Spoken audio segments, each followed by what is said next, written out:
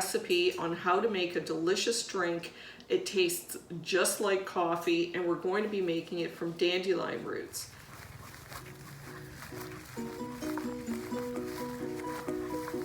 And this will be nice to pick all the dandelions. Here's a nice large dandelion. I've just got my pitchfork.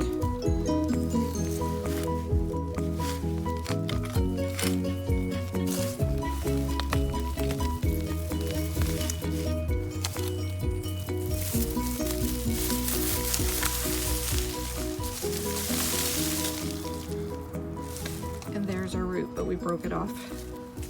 Now this is a very delicious drink. It has a lot of nutrients and medicinal properties, and it has no caffeine. So it's a perfect substitute for having a cup of coffee late at night or whenever you don't want to have caffeine. Now I love this drink, and dandelions of course are readily available. It's springtime, everybody's pulling them out of their lawn, thinking that they're just a weed to throw out, but in actual fact they are an herb, and every part of the dandelion plant is edible. So the flowers, the leaves, and the root, and they all have these great medicinal purposes. Now the dandelion has been known to be around for some 30 million years. It was used by Egyptians and Greeks. It has been used for 1,000 years in Chinese medicine. It's also known to have been used for medicinal purposes in Native American traditional medicine. And dandelion is known to be very rich in vitamin C, vitamin A, and especially vitamin K.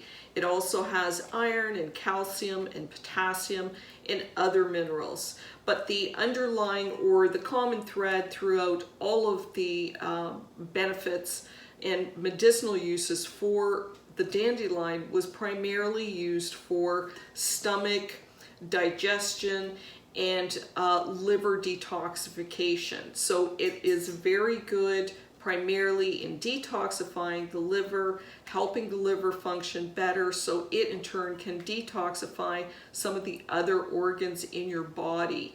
And as a result, it could help with any skin issues, giving you better skin. It could help you with digestion. And it can also be used as a mild diuretic. It is said to be able to eliminate some of that excess water that you may be holding, and as a result of that, it also helps to improve a blood pressure. But there's all kinds of benefits and medicinal purposes that I'm sure if you do your own research, you'll find out all kinds of other information. But today we really just want to make this root or dandelion root coffee because I have dandelions, I had to pull them out anyways, and the coffee is absolutely delicious. Now, as I said, you can use the leaves and the flowers, they're all edible, but today we're just going to concentrate on the dandelions. Now, when you're pulling out dandelions, it is always easier to do it after a good rainfall. The soil is moist, and I just use a pitchfork, I dig it in, and I gently can tease it out, and usually I will get the whole root. Now, you're going to find that the larger the dandelion, the larger the root, which is great because it's going to render more, but you can use roots that are this big, and that's a fair-sized dandelion, or you can use roots that are this big. It's just a baby dandelion. So don't throw away those dandelions and those roots. Here's another one that's a good size, because you're going to be able to use them and dry them up, and this will store for about a year. So the first thing you're going to do is basically just break off the root. Here's the root, here's the plant. And you might want to keep that off to the side if you're planning on using the leaves in any sort of salads or dishes that you may be making. Here's another one that has a fairly good size root. Now, once you do this, you're going to have to really wash this because it's a root. It's full of dirt. So it's going to take a little bit of elbow grease to get that dirt out. You'll have to rinse it a number of times. You might want to rinse this outside before coming into the house. That usually makes it a little bit easier doing it in a bucket in the garden. And then by the time you bring it inside, they're already halfway washed. But for demonstration purposes, I'm just going to pull these off. And the other thing is, if you've got too much dirt, you don't want that clogging your sink. So I'm going to keep on, if I can find another root. Oh, here they are. I'm going to keep breaking these roots off, and then I'm going to come back and show you the next step. Look at that root. It's just a little guy. It'll work. We can drink him as well. Okay, so I'll be right back and I'll show you the next step.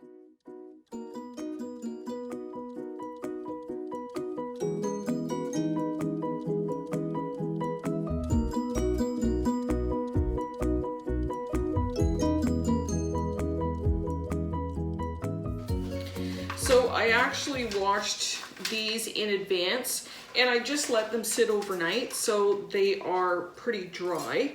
And what you want to do is you want to chop them up. And I know that some people may think, oh, put them in the food processor, but I actually prefer to chop them just in case there's some hard bit. And I don't really want to potentially ruin my food processor. So it's just as easy to chop it up in little pieces.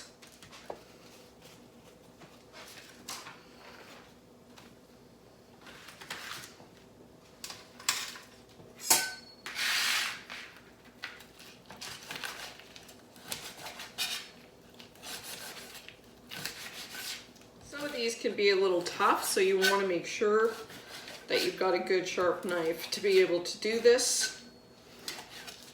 And once we get these all chopped up, we are going to be roasting them, but we are eventually going to be putting them through a coffee grinder or some sort of high-speed food processor, because we're going to want to grind it up to the size of coffee grounds that you would use in a percolator, because we're essentially going to turn this into a powder form and we're going to bring it up to a boil and basically brew our cup of coffee flavored dandelion coffee. So now we've got all our little pieces chopped up and they're nice and dry, and you just want to lay them out so they're nice and dry, and you're just going to lay them out in on a cookie sheet. You're probably going to want to make more than this if you're going to go through the trouble. So I've got only a few dandelions because I'm just trying to show you what you would normally do. But I've got the oven preheated at 350 degrees, and I'm going to put these in. They will be done most likely in an hour, but check on them at half an hour and then 45 minutes and just toss them around. Move them around to make sure that all the little pieces are equally roasted, or because everybody's oven is not the same, you want to make sure that you're not going to burn these. And when these guys are done, you are going to start to smell the sweet smell of chocolate cake baking in your kitchen. And that is what it smells like, which is fantastic. So now I'm gonna put this in the oven. So the timer went off. It's actually been 30 minutes. I smell the chocolate cake, and I think that my roots are done. Now the roots are definitely done. You can see that it is darker in color, and you can smell that sweet chocolate cake-like aroma coming from it. Now I think that the last time I did it, I had a lot more roots, so it totally covered the pan, and that's why it took an hour. But because I had such few roots for demonstration purposes, 30 minutes was more than enough. So I turned it off and I took them out. So you're going to have to judge between 30 minutes and an hour. Keep an eye on it depending on how many roots you have to make sure that you do not burn them. So now the next step, our roots are nice and dry, they've cooled off. I'm just going to put them through my bullet and I'm going to create a coffee-like powder. Got my magic bullet.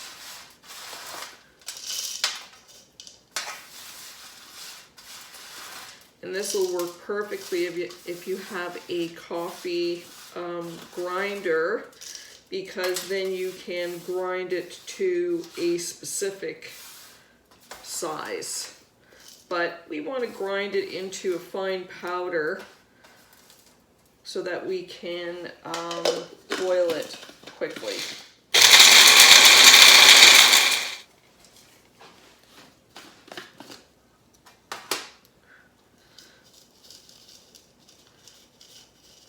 So it's actually a little bit coarse. I'm going to just whip it 1 or 2 seconds more. So now we've got a fairly fine grind, and this is all I've got left from last year. So you can see, I mean, depending on how many dandelions you have, but if you're going to throw them out anyway, why not use them this manner? So all we're going to do is take a cup of water and a tablespoon of my coffee, and I'm going to bring this up to a boil. So it's been 5 minutes and it is boiling. And now I'm just going to turn it on medium, and I'm just going to let it simmer for another 5 minutes. So you want to bring it to a boil and then turn it on simmer for anywhere from 2 to 5 minutes, depending on how strong you want your coffee. I let it sit for about 3 minutes, so total it was about 8 minutes from start to finish. And then you just want to strain it because you've got all those coffee bits. That's a little bit too full. And I love my coffee with a little bit of milk. So now for the taste test. It's such a warm and soothing drink, and it tastes very much like coffee. It's not exactly like coffee because they're not coffee beans, but it's very similar in flavor. It looks exactly like coffee, and there's no caffeine. And I know that for every cup of dandelion coffee I drink, my liver is thanking me. So if you try this recipe and you like it, I hope you share it. Happy coffee making!